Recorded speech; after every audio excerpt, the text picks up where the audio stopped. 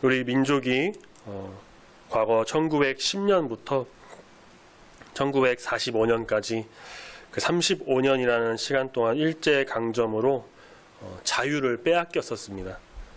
오늘은 주일이면서 그 자유를 되찾은 지 76주년이 되는 광복절입니다. 우리 한국 교회는 이 일제에 빼앗긴 자유를 되찾는 데 힘을 썼습니다. 모든 교회가 일어나서 정말 나라와 회복을 위해서 기도하며 또 앞장섰습니다. 기독교 지도자들은 국내외에서 이 나라를 되찾는 일에 정말 목숨을 걸고 투쟁을 하기도 했습니다. 찬송가 580장 삼천리 반도 금수강산 하나님 주신 동산이라는 찬양 다들 아시죠?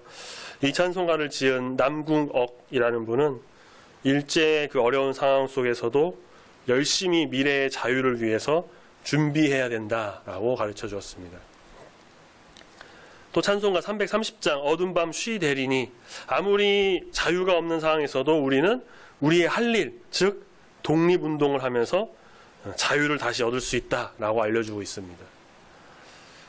교회는 성경을 가르쳐주고 찬송가를 부르고 예배드리면서 자유에 대한 열망을 이 땅에 고취시켰습니다. 겉으로 봤을 때는 잘 모르는 사람들이 이들이 그냥 종교 모임 하는구나, 예배 드리는구나 라고만 생각했겠지만 그 중심에는 주권 회복과 자유, 이 광복을 위한 것들이 다 들어있었던 것이죠.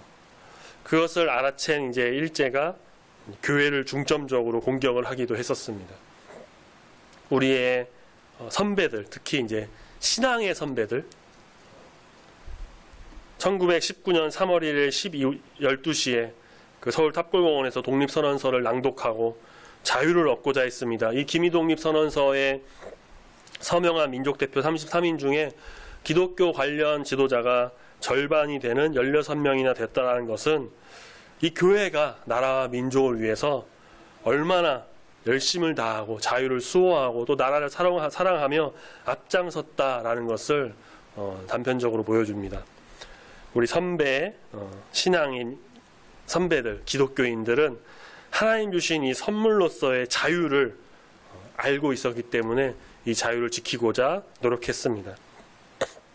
우리는 이러한 광복절에 자유를 회복한 우리나라의 이 모습을 바라보면서 하나님의 어린 양이신 예수님께서 우리를 죄에서 자유롭게 하시려고 세상에 오신 것, 또 그것을 이루신 것, 그것을 바라볼 수가 있습니다. 그래서 우리가 주님 안에서 자유를 누리고 참되신 하나님의 뜻을 세우는 거룩한 주의 백성이 되어야 할 줄로 믿습니다. 이스라엘에는 3대 절기가 있습니다. 여러 가지 7대 절기라고도 하고 또 절기가 많이 있지만 가장 큰 절기가 3개가 있습니다. 무교절, 맥추절, 수장절. 무교절이 6월절과 같은 날입니다. 6월절에 무교병을 먹는다고 해서 이제 무교절이라고도 하는데요.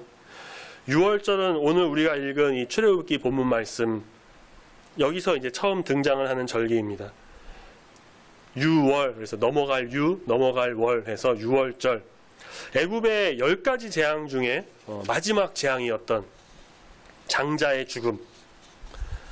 집 문설주에 어린 양의 피를 바른 곳에는 하나님께서 재앙을 내리지 않으시고 넘어가신다고 하셨고, 바로 그 마지막 재앙으로 인해 이스라엘이 애굽에서 나오게 됩니다.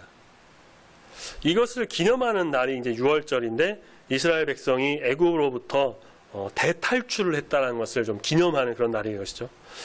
나일강 삼각주 아주 기름진 목토가 좋은 땅, 그 유역 동부 지역인 고센 지방에 히브리인들이 이제 정착하게 되고 하나님의 은혜로 크게 번성했습니다.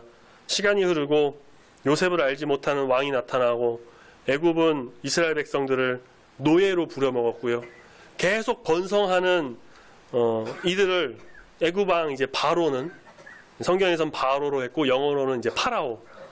바로는 이들을 못마땅하게 여겼습니다. 그래서 더 잔인하고 혹독하게 그 노예살이를 시켰습니다. 우리가 이제 가보신 분이 혹시 계신지 모르겠는데 TV나 아니면 인터넷이나 사진으로도 보셨을 텐데 이집트 사막에 세워진 그 거대한 피라미드 다들 아시죠? 그 피라미드는 이제 노예를 통해서 세워진 것인데 상당수가 이 이스라엘 백성들에 의해서 세워졌다고 합니다. 중장비 장치도 없고 모든 것을 그냥 오직 사람의 힘으로만 해야 했던 그 시절에 그들이 정말 얼마나 심한 노동에 중노동에 시달렸는지를 우리가 알 수가 있습니다. 유월절은 이런 노예 생활에서 자유를 얻게 된 날입니다. 하나님은 유대인들에게 이 자유를 얻게 된 날, 즉 유월절을 기억하고 지키라라고 명령하십니다. 유월절 오기 전에 유대인 가정에서는 전통적으로 효모와 관련된 것을 모두 없앱니다. 이것은 그들의 조상들이 애굽을 탈출하는 그때에 유일하게 먹었던 그 딱딱하고 효모가 들어가지 않은 빵, 즉 무교병을 먹으며 나갔던 그 조상들의 고통을 기억하고 기리기 위한 것이라고 합니다. 그래서 이제 무교절이라고도 하는 것입니다. 그리고 이스라엘은 반드시 유월절 어린 양을 기억해야 합니다. 우리 본문 말씀 21절, 모세가 이스라엘 모든 장로를 불러서 그들에게 이르되 너희는 나가서 너희 가족대로 어린 양을 택하여 유월절 양을 잡아 라고 말씀하고 있습니다.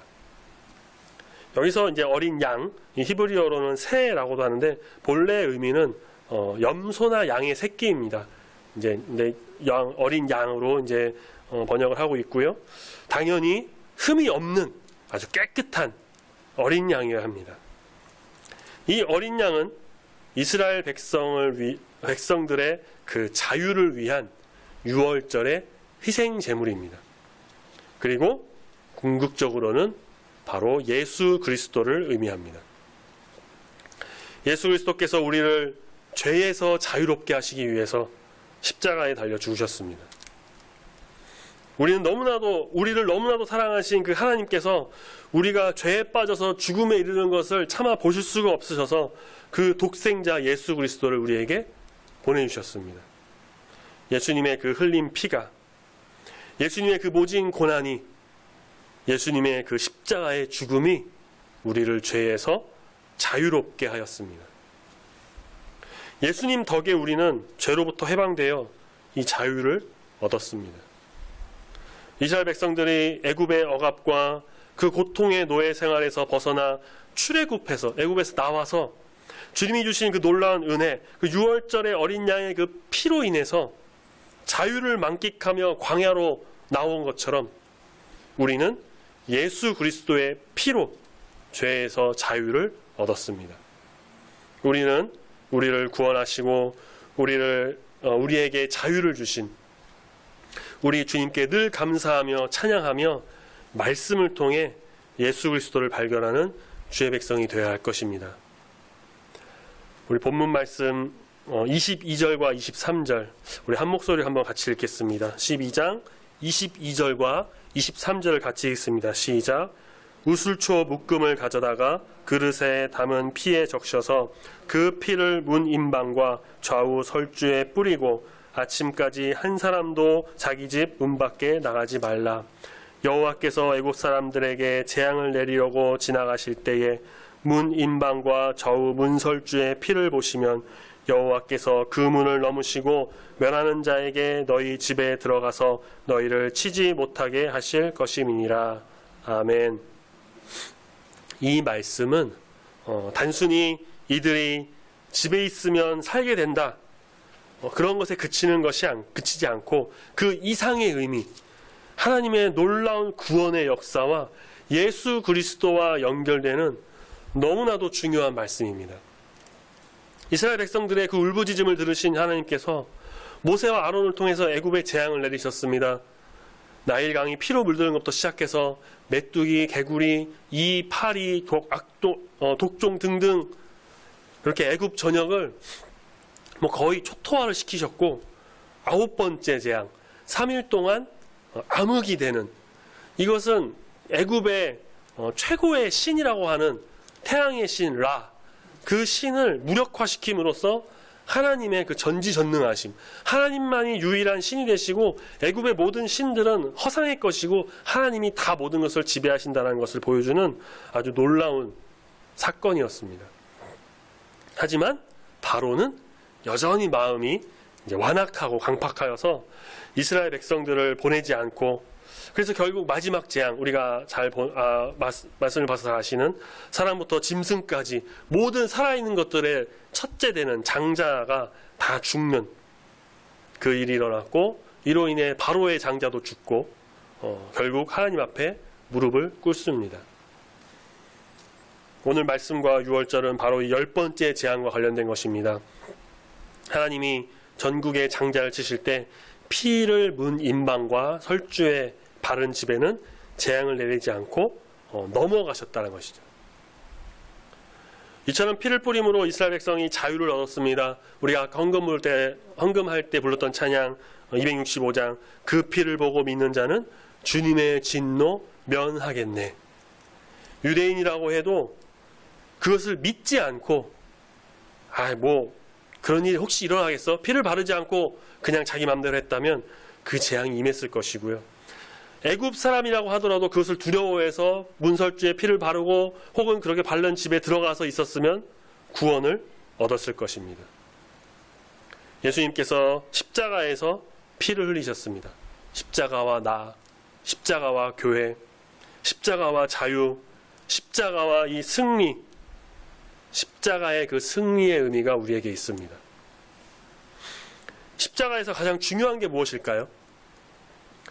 사실 십자가 이제 로마 시대의 형벌 중 하나인데, 그래서 사실 십자가 그 자체에는 큰 의미가 없습니다. 그냥 나무예요, 나무. 십자가에 무엇이 달리느냐, 누가 달리느냐가 중요합니다.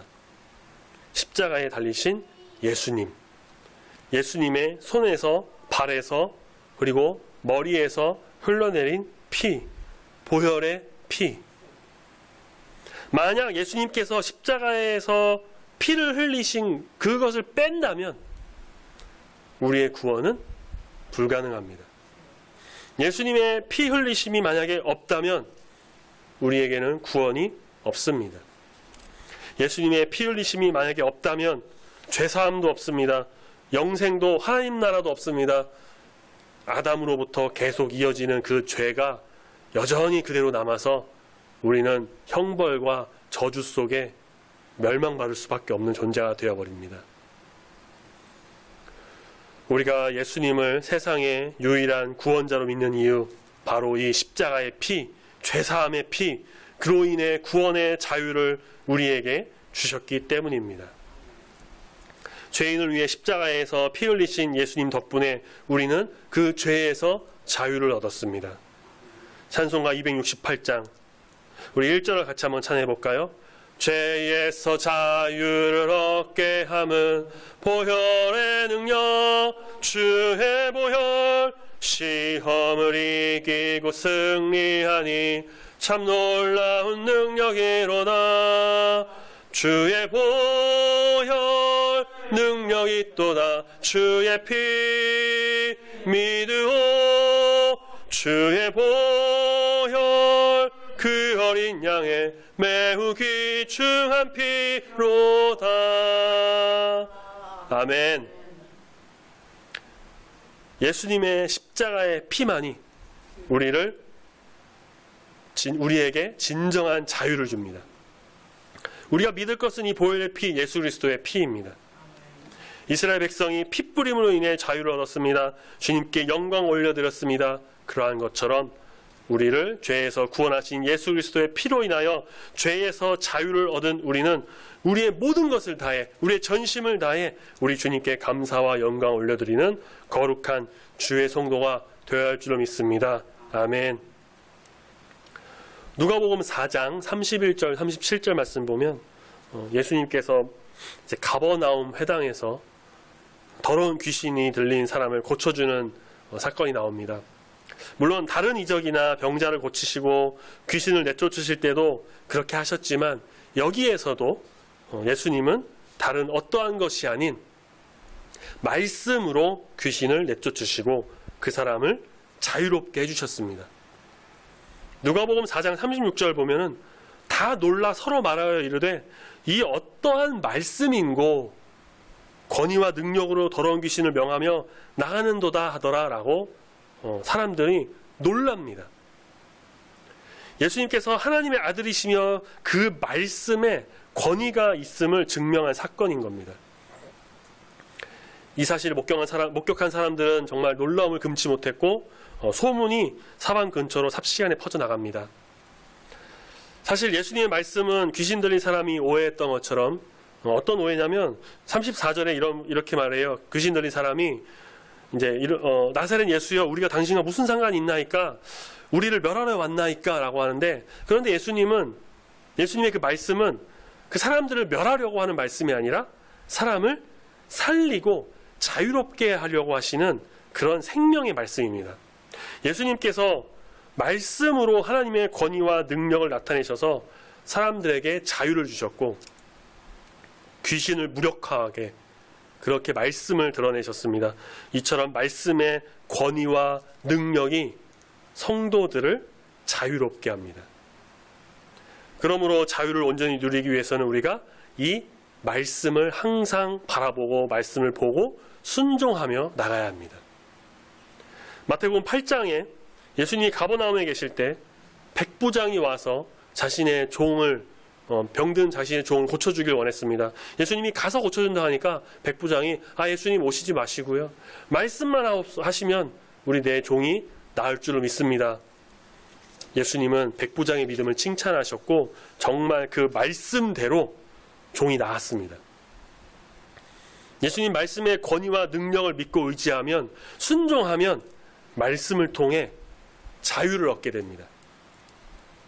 오늘 본문 말씀 24절 말씀을 같이 한번 보겠습니다. 너희는 이 일을 규례로 삼아 너희와 너희 자손이 영원히 지킬 것이니 라고 말씀하고 있죠.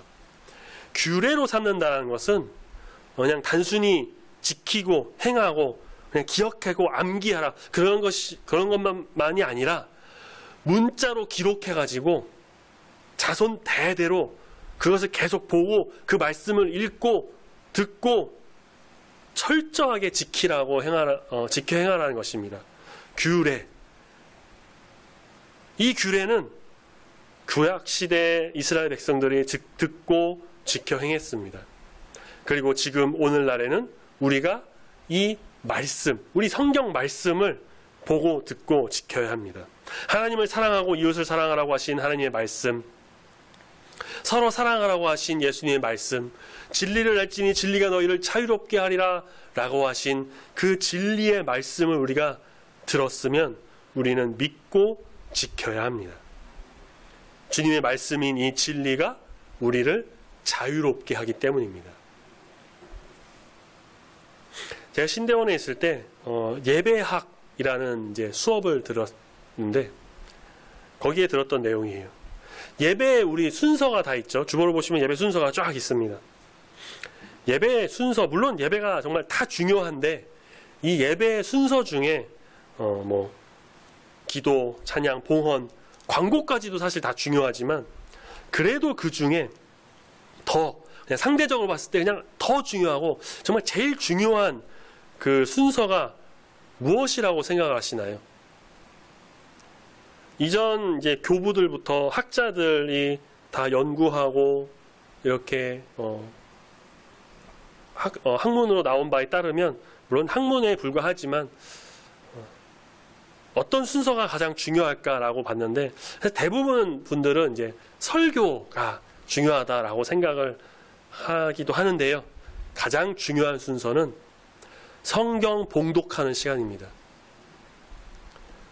설교 중요합니다. 하지만 설교는 성경 말씀을 풀어서 설명하여서 하나님이 저에게 주신 지혜나 이렇게 뜻을 우리 성도님께 전해드리는 시간입니다. 그보다 더 중요한 성경 말씀 이 자체를 읽는 성경 봉독하는 시간, 생명의 말씀, 진리의 말씀, 오류가 하나도 없는 무오하다고 하는 이 성경의 말씀, 이 성경 봉독하는 그 시간, 말씀을 그냥 그 자체로 읽는 시간이, 하나님 말씀을 읽는 시간이 너무나도 중요하다는 것이죠. 살아 역사하고 지금도 우리를 만지고 주장하는 이 말씀은 읽는 것만으로도 사실 우리에게 큰 은혜가 됩니다. 그러니 성경 봉독하는 시간이 가장 중요한 시간이 되는 것이겠죠. 중세시대 때 교회는 성경 봉독을 아무한테나 시키지 않았다고 합니다. 물론 지금도 설교하는 분이나 아니면은 설교자나 혹은 이렇게 설교자가 이제 택해서 읽는 분이 따로 있지만, 그 당시에는 더 엄격해서 성경 봉독만 하는 사제가 따로 있어서 항상 경건의 생활을 해야 되겠고, 혹은 이제 강해하고 설교하는 분이 봉독했다고 합니다.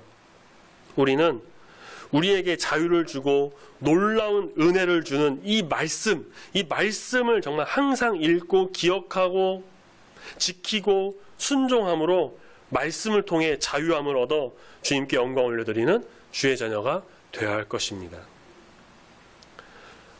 우리가 주일 저녁 예배 때 코로나 거리두기 4단계 때문에 영상으로 잠깐 예배드리는 2주 정도 이렇게 드렸는데요. 소요리 문답 대신에 그때 이제 야고보서 1장 말씀을 좀 잠깐 봤습니다. 7월 마지막 주 주일 저녁이었는데요. 야고보서 1장 12절과 18절 말씀을 보면서 자유라는 것에 대해서 잠깐 말씀드린 적이 있어요.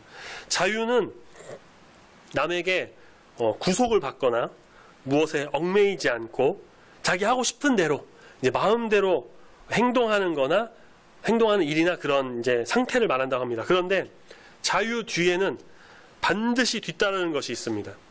그것은 바로 책임입니다. 책임. 만약에 책임이 없는 자유라면 그걸 자유라고 부르지 않고요. 이제 방종이라고 부릅니다. 우리는 자유민주주의 국가 안에서 자유롭게 행동하고 말할 수 있지만 그 모든 자유 뒤에는 반드시 책임감이 뒤따른다는 것을 명심해야 합니다. 그렇다면 성도의 자유는 어디에서 올까? 우리가 아까도 말씀드린 것처럼 유월절 어린 양 예수 그리스도의 피로 인해 그리고 말씀으로 인해 우리는 자유를 얻습니다. 다 맞는 것이고요. 또 여러 가지 답변이 있겠지만 중요한 것, 무엇보다 중요한 것, 우리가 구원을 받아야 자유가 있습니다. 구속된 상태, 감옥에 있는 사람에게 자유가 있을까요? 물론 잘은 모르겠지만 잠깐의 그 자유 시간은 있겠죠. 하지만 그들에게 진정한 자유는 없습니다. 그들은 억압과 어떠한 통제된 생활, 그 한정된 공간에만 있기 때문에 진정한 자유란 없습니다. 그 억압과 억눌림에서 벗어나 구원을 받아야 자유가 있습니다. 사람들은 이런 세상의 또 억압과 힘듦에서 좀 자유를 누리기 위해 여행을 떠나기도 합니다. 근데 요즘은 코로나 때문에 해외도 못 나가서 제주도로 많이 몰린다고 하죠. 그래서 제주도 물가가 올라갔다고 하기도 하는데, 어쨌든 그래서 여행도 가고 혹은 캠핑카 빌려서 그냥 혼자 여행 떠나거나 좋은 곳으로 가기도 하죠. 그러나 그것이 진정으로 사람에게 자유를 줄 수 있을까? 물론 마음이 좀 평안해지고 약간의 해방감을 누리고 어느 정도의 쉼을 얻을 수 있을 것입니다. 그냥 어느 정도입니다. 잘 생각해 보면은 여행을 가서도 스트레스를 받는 사람들이 있어요. 뭐 하면서 놀까? 뭘 먹을까? 어디를 갈까? 그런 거에 또 얽매인다는 것이죠. 먹고 또 치우고 설거지해야 되고. 육체의 자유를 누리기 위해서 운동을 합니다. 필라테스라는 것도 하고 헬스. 요즘은 또 코로나 때문에 헬스장을 잘 못 가서 집에서 이제 운동한다고 해서 홈트레이닝, 줄여서 이제 홈트라는 것이 좀 유행인데, 어쨌든 이런 식으로 건강 관리하고 백종원의 골목식당 나오는 그런 맛집도 가서 막 먹기도 하고 그렇게 즐긴다고 하더라도 사실 사람은 이런 곳에서 참다운 자유를 누리기가 어렵습니다. 어떤 사람은 경치가 좋고 한적한 곳에 전원주택을 이제 짓고 좀 해방감을 누리고 자유롭게 살아야지라고 하지만 또 일을 하다 보면 일거리에 치이거나 또 다른 어떤 일에 치여서 자유를 누리지 못하는 경우가 많습니다. 그러면 사람은 자유를 누리기가 참 어렵다라고 생각이 들 겁니다. 아마 어떻게 해야 할까요? 진정한 자유는 어디서 올까? 요한복음 8장 32절, 진리를 알지니 진리가 너희를 자유롭게 하리라 라고 말씀하신 예수님, 진리 그 자체이신 예수님, 진정한 자유는 예수님으로부터 옵니다. 주님은 진리의 말씀으로 우리를 자유로 인도하십니다. 진리는 우리를 죄에서 자유롭게 해서 구원을 받게 합니다. 바로 예수님으로 인해 자유로워져 구원을 얻는 것입니다. 본문 말씀 우리가 읽었던 27절에 어린 양의 피를 뿌린 후 모세는 여호와께서 애굽 사람에게 재앙을 내리실 때에 애굽에 있는 이스라엘 자손의 집을 넘으사 우리의 집을 구원하셨느니라 라고 말씀하고 있습니다. 출애굽한 이스라엘 백성들 애굽의 억압에서 구원받은 자유를 누렸습니다. 우리의 구원은 이런 차원의 구원을 넘어선 영적 자유입니다. 세상이 줄 수 없는, 세상이 알 수도 없는 그 평안을 우리에게 주신 우리 주님께서 우리에게 주시는 자유, 구원에 이르는 자유, 우리 주님으로 인해 영적 자유를 누리는 우리 모든 성도님들 되시기를 소망합니다. 아멘. 서두에 말씀드린 것처럼 그 35년이라는 시간 동안 일제의 강점으로 주권과 자유를 빼앗기고 힘든 고통의 나날을 보냈습니다. 우리 박 권사님을 빼고는 아마 여기서 겪으신 분들이 없으시겠지만, 직접 겪진 않았지만 역사를 통해서나 혹은 경험하신 분들의 이야기를 통해 간접적으로나, 영화도 많이 나오죠. 그 고통을 간접적으로나 우리는 느끼고 알고 있습니다. 간단하게 우리가 그것을 한번 알고자 하는 실험을 한번 해본다면, 자유를 빼앗긴다는 것이 얼마나 고통스러운지, 집에 방에 문을 잠그고 손발 묶고 방 안에 1시간만 있어 보시면 어떤 고통인지를 간접적으로나 아마 알 수 있지 않을까 싶습니다. 우리 민족은 그런 고통 속에서도 희망을 잃지 않고 결국 광복을 이루어냈고 자유와 주권을 되찾았습니다. 정말 아름다운 일이 일어난 것입니다. 이스라엘 민족은 우리나라와 좀 비슷한 그런 역사의 흐름을 가지고 있습니다. 이스라엘도 애굽에서 종노릇하고 노예 생활했습니다. 무려 400년 동안. 그 고통의 나날을 보내며 하나님께 울부짖었고, 하나님께서는 그들에게 은혜를 베푸셔서 피 한 방울 흘리지 않고 애굽에서 나와 구원의 역사를 이루게 하셨습니다. 오늘 우리가 읽은 본문 말씀 출애굽기 12장의 이 유월절과 관련된 내용, 이 내용과 우리나라의 그 76주년 광복절을 맞이하는 것과 관련해서 자유라는 것이 얼마나 소중하고 중요한 것인지를 우리가 깨닫게 됩니다. 그리고 우리는 세상에서 말하는 그런 자유보다도 더 놀라운 자유, 주님이 주시는 자유, 주님 안에서의 자유함, 진리가 너희를 자유롭게 하리라 라고 하신 그 말씀, 그 진리로 인해서 죄에서 우리는 벗어나 진정한 자유를 누릴 수가 있게 되는 것입니다. 오직 예수 그리스도의 피를 믿고 그 피로 인하여 우리는 자유를 누립니다. 주님이 우리에게 주시는 진리의 말씀을 통해 우리는 자유를 누립니다. 진리 그 자체이신 예수 그리스도를 믿는 믿음으로 인하여 세상의 굴레와 죄의 억압과 그 모든 것에서 벗어나 하나님이 주시는 놀라운 자유를 누리며 주님 안에서 뛰놀며 찬양하며 영광 올려드리며 거룩한 주의 성도로 거듭나는 우리 모두가 되기를 소망합니다. 아멘. 우리의 믿음의 선배들이 목숨 걸고 이 땅의 자유를 수호하며 우리가 이렇게 주님을 믿고 그래서 예배드릴 수가 있게 됩니다. 우리 주님께서 십자가에 달려 죽으시고 피를 흘리심으로 인해서 우리가 그것을 믿고 의지함으로 죄에서 자유를 얻어 하나님 나라를 바라보며 신앙생활을 하고 있습니다. 우리는 6월절이 그냥 단순히 이스라엘의 최대 명절 중 하나, 애굽에서 내려진 10번째 재앙 중 하나로만 아는 것이 아니라 이를 통해서 구원함을 얻어 진정한 자유를 누리며 주님이 주시는 이 지혜와 은혜를 통해 아름다운 주의 자녀로 거듭날 줄로 믿습니다. 금주 묵상을 말씀으로 우리 같이 읽었던 말씀, 주의 영이 계신 곳에는 자유가 있다라고 하신 그 말씀, 우리 예수님의 보혈의 피를 믿고 의지함으로 죄에서 씻김 받고 거룩하고 정결하게, 그래서 주님 안에서 자유함을 누림으로 평안한 삶, 주님과 함께하는 삶, 성령의 인도하심이 강력하게 역사하는 삶을 살아가는 우리 모두가 되기를 소망합니다. 아멘. 기도하겠습니다.